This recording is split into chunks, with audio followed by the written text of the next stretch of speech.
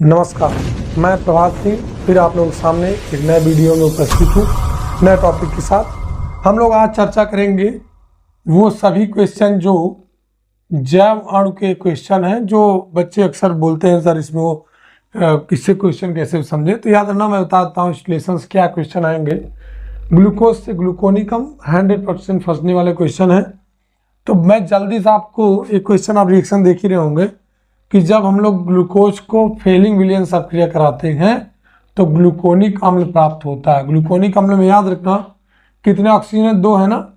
एक यहाँ चला जाएगा तो क्या हो जाएगा, 2 हो जाएंगे प्लस Cu2O। ये हो गया ग्लूकोज से ग्लूकोनिक अम्ल। फिर हम लोग चर्चा करें, अगर मान लीजिए ये हो गया, अगर कहे टालन अपकर्मक द्वारा तो यहाँ पे Ag2O लिख देंगे और यहाँ पे लिख देंगे Ag। ये आपका होगा टालन अपकर्मक द्वारा ग्लूकोनिक अम्ल, ग्लूकोज को फेलिंग अपकर्मक द्वारा ग्लूकोनिक अम्ल, ये बता दिया, ठीक है। और याद रखिएगा ये हो गया। और हाँ, हम लोग अब चर्चा करते हैं एक टॉपिक पे। किस लेसन में एक हेडिंग आती है कार्बोहाइड्रेट।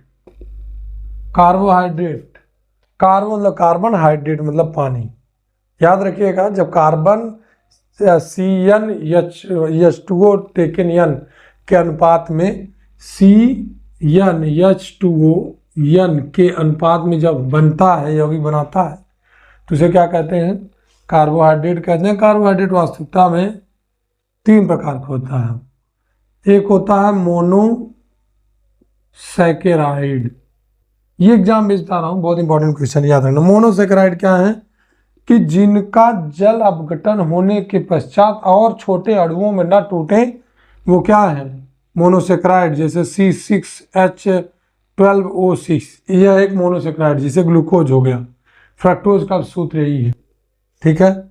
डाइसैकेराइड, डाइसैकेराइड, डाइसैकेराइड कौन है, वे कार्बोहाइड्रेट जो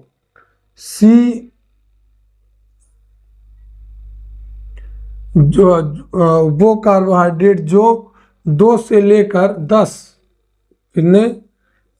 लेकर 10 मोनोसैकेराइड में जल अपघटित हो जाते हैं, उन्हें क्या कहते हैं, डाइसैकेराइड। जैसे C12H22O11 प्लस H2O कर देंगे तो ग्लूकोज बन जाएगा भैया, और फ्रक्टोज बन जाएगा। ये एक तरीका है ये डाइसैकेराइड का। डाइसैकेराइड फिर समझिएगा कि वे कार्बोहाइड्रेट जिनका जल अपघटन करने पर 2 अणु बन जाए क्या, मोनोसैकेराइड, उसे क्या कहेंगे, डाइसैकेराइड कहेंगे। अगला नंबर आता है पॉलीसैकेराइड, ठीक है। पॉलीसैकेराइड, ठीक है। तो पॉलीसैकेराइड किसे कहते हैं, पॉलीसैकेराइड जिसमें 10 से अधिक अणुओं बने, जैसे स्टार C5H10O5, C6H10O5, ठीक है। जब इसको हम लोग क्रिया कराएंगे किससे, यहाँ पे N लगा दें, NH2O से क्रिया कराएंगे तो ये C6H12O6N, जितने और क्रिया कराओगे उतने और बन जाएंगे। इन्हें कहते हैं पॉलीसैकेराइड कहते हैं, ठीक है। ज़्यादा क्वेश्चन ग्लूकोज से ग्लूकोनिक अम्ल ही पूछता है, ठीक है। और आगे बात करते हैं, ग्लूकोज से ग्लूकोनिक अम्ल आपने देखा था, तो ग्लूकोज से ग्लूकोनिक अम्ल बनाने के बहुत सारे तरीके हैं, हम लोग सब पे चर्चा थोड़ा थोड़ा कर लेते हैं। तो ग्लूकोज से ग्लूकोनिक अम्ल, ये बहुत फेमस क्वेश्चन है। अब ग्लूकोज से सारबिटाल भी समझ लीजिए, CHOCHOH taken 4 CH2OH plus CH2 nickel की उपस्थिति में ये बन जाएगा CH2OH CHOH टेकन 4 CH2OH। याद रखना जो 2 H है यहीं चला जाएगा, ये बन गया सारबिटाल। ये भी बहुत फेमस क्वेश्चन है, ये आपके बोर्ड एग्जाम के हिसाब से। और ग्लूकोज से ग्लूकोनिक अम्ल बनाने की विधि देख लीजिए। ये अगर ग्लूकोज है, यहाँ मैं लिख दे रहा हूँ फिर से एक बार, CH टेकन 4 CH2OH। विधि एक है फेलिंग विलयन बनाने की, जैसे सिल्वर ऑक्साइड द्वारा COOH CHOH टेकन 4 CH2OH। दूसरी विधि है, अगर दूसरी विधि की बात करें तो ऑक्सीकरण द्वारा, यही बनेगा। तीसरी विधि है फेलिंग विलयन द्वारा, फेलिंग विलयन को क्रिया कराते हैं तभी ग्लूकोनिक अम्ल बनेगा। ठीक है, तो 3-4 तरीके से आप इसको ग्लूकोनिक अम्ल बना सकते हैं। इंपॉर्टेंट रिएक्शन है, इस पर जरूर ध्यान दीजिएगा, बता दे रहा हूँ, बोर्ड एग्जाम में देख लेना, फंस सकते हैं। अगर पूरे क्वेश्चन लेसन में 1 ही 2 रिएक्शन इंपॉर्टेंट है तो मतलब आने संभावना प्रबल रहती। अगला क्वेश्चन बात करें तो हम लोग देखते हैं, एक क्वेश्चन है हाइड्रोजन साइनाइड सक्रिय ग्लूकोज साइनोहाइड्रीन कैसे बनता है। ठीक है, अगर ग्लूकोज को हाइड्रोजन साइनाइड क्रिया कराओगे, ग्लूकोज वास्तव में ये है एल्डिहाइड और फ्रक्टोज होते हैं कीटोन। तो मैंने बताया था ना डबल बॉन्ड CN यहाँ चला जाएगा, तो HC यहाँ पे OH, यहाँ पे CN, यहाँ पे CHOH टेकन 4 और CH2OH, ये आपका बन गया ग्लूकोज साइनोहाइड्रेट। याद रखना। और एक क्वेश्चन बहुत इंपॉर्टेंट है, DNA RNA में अंतर। DNA द्विकुंडली संरचना होती, RNA एक कुंडली संरचना होती। DNA में एडेनिन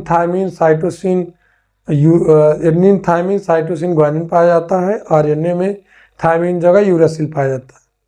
DNA बहुकोशिकीय जीवों की आनुवंशिक इकाई है, RNA बहुकोशिकीय जीवों प्रोकैरियोटिक और यूकैरियोटिक दोनों प्रकार जीवों में पाया जाता है। DNA RNA निर्माण करता है, जबकि DNA स्वयं अपना निर्माण करता है। ठीक है, इसको कर लोगे। अगले क्वेश्चन तरफ बढ़ते हैं, प्रोटीन किसे कहते हैं। याद रखना, उच्च अणुभार वाले नाइट्रोजन और कार्बन युक्त यौगिक क्या कहलाते हैं, प्रोटीन कहलाते हैं। तो इस हेडिंग में एक हेडिंग बहुत इंपॉर्टेंट है, पेप्टाइड बंध। पेप्टाइड बंध किसे कहते हैं, सुन लीजिएगा। जब याद रखना, प्रोटीन जो है अमीनो अम्ल के बहुलक होते हैं, तो पेप्टाइड बंध क्या है कि जब जैसे एमिनो अम्ल में होता क्या है, NH2 है, CH3 और यहाँ पे C, यहाँ OH, ये OH। याद रखना, कार्बोक्सिलिक का मतलब यहाँ पे OH का। ठीक है, तो ये अमीनो अम्ल है। पहले में यहाँ में एक ये होना चाहिए था, सही तो है। हम देखिए होता क्या है, प्लस एक और है, तो उनके बीच कौन सा बंध बनता है भैया, पेप्टाइड बंध बनता है। ठीक है, ये डबल बॉन्ड O, यहाँ पे NH और CH3 H COOH और क्या बन जाता है, H2। ये जो बीच बंध बना, यही क्या था, पेप्टाइड बंध है। ठीक है, प्रोटीन की संरचना बहुत ज़्यादा फेमस क्वेश्चन है। प्रोटीन की संरचना आप लोग थोड़ा इसको समझ लीजिए। धन्यवाद।